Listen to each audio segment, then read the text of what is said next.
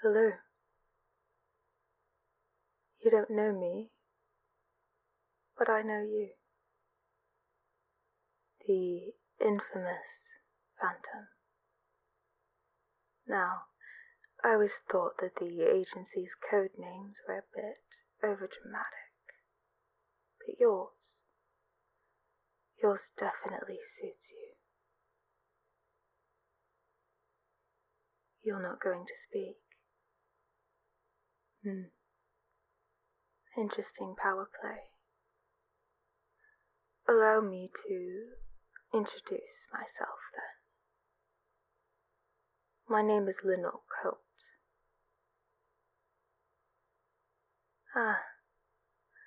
Now you recognize me. Forgive me for taking the liberties and calling you on your personal cell phone, but by now I think we're past formalities. You came to my mansion to assassinate me after all. You took out all of my guards, but you couldn't quite find me, could you? It's not your fault, of course. You did your job excellently. I was just informed ahead of time of your arrival. When I heard from one of my sources that you had been sent to kill me, I was thrilled. I heard so many stories about you. The agency really began to gain recognition again after you joined. All of the arms dealers, politicians, and drug lords that I personally call my dearest friends, they became silent at the mention of your name. Now, they all have had multiple mercenaries try to off them before, myself included, but you strike a certain terror in their hearts. I'm sure they pray every night that you won't be assigned to kill them one day. But I thought to myself, perhaps they were overreacting. I don't mean to stroke my own ego, but none of them had a history of mercenary work like I did. Oh, I was good. I was very good. At times I lie awake at night, wishing I could go back to doing field work. How I loved the feeling of sinking my blade into a target's neck.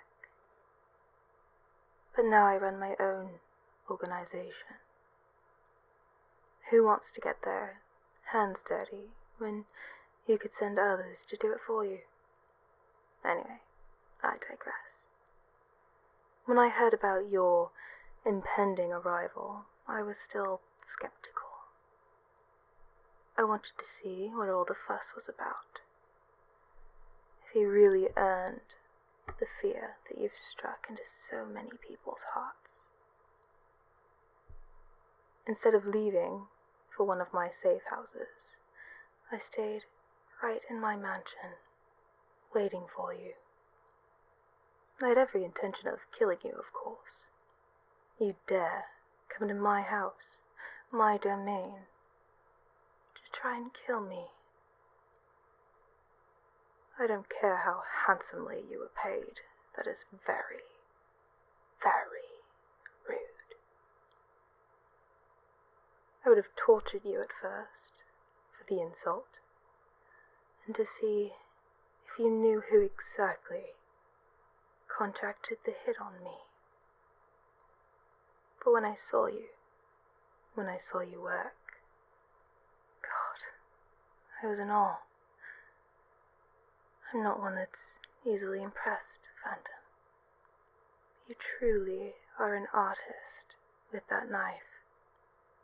I thought the art of the blade was long gone, replaced with loud guns and cowardly snipers. But with you, I saw an awakening. I saw a reflection of myself in your work. your swiftness, your dexterity, the strength and grace behind every strike. Even though my men were armed to the teeth with the latest artillery, you cut them down like they were armed with toy guns. I followed you while you were looking for me.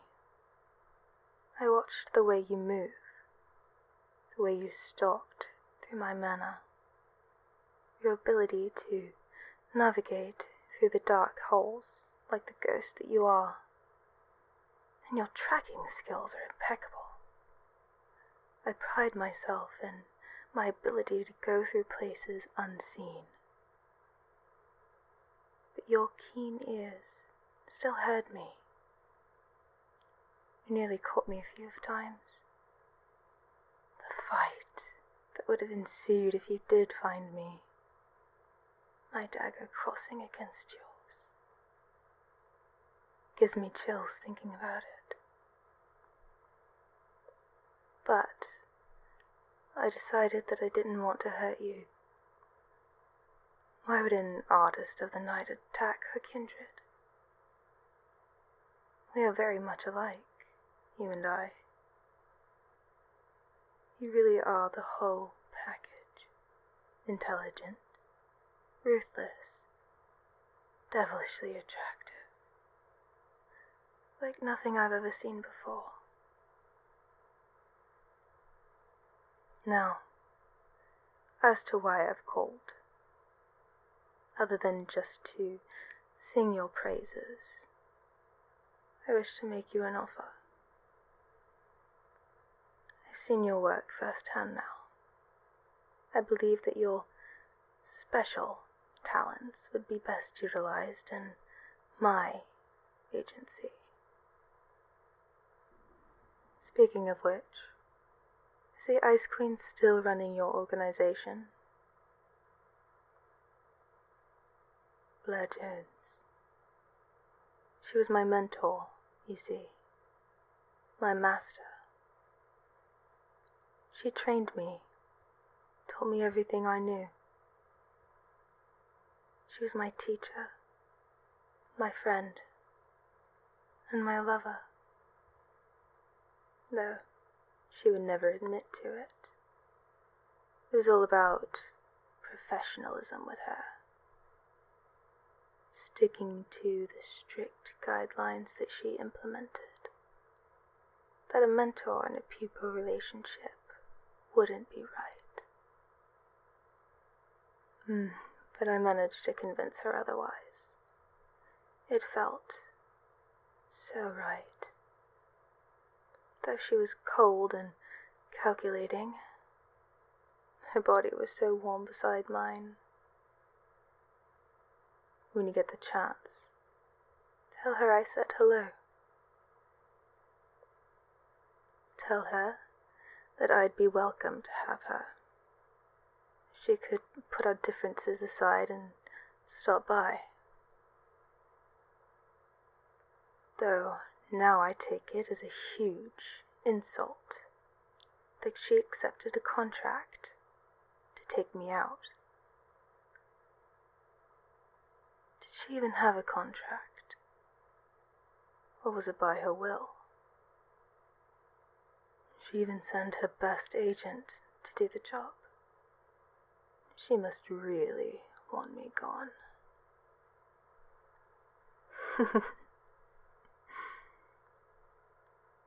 Tell her I accept her challenge. And that I'm at least gracious enough to warn her ahead of time. Through you. That I plan on having someone come after her now. Can you do this for me, my dear Phantom? Though I do find it quite attractive that she is still pursuing me in this way. It shows that she still has passion for me. Tell her I'm a bit disappointed that she didn't come herself. Tell her that no one could ever fight me or please me like she could. Unless, perhaps, you're interested in giving it a try. Are you really up for the challenge? We would make beautiful art together. Not just in the bedroom. Forgive me. I've riled myself up quite a bit. Now, back to business. I wouldn't just have you as a paid subordinate like she does. You would be my lover, my soldier, my knight. You would fight for your queen, and of course I'd pay you quite handsomely for it. Is that what you want? Money? Power? I can give you all of this, you know. My apologies for sounding possessive. I suppose it's always been in my nature to be. I don't like sharing. Leave the Ice Queen and become mine.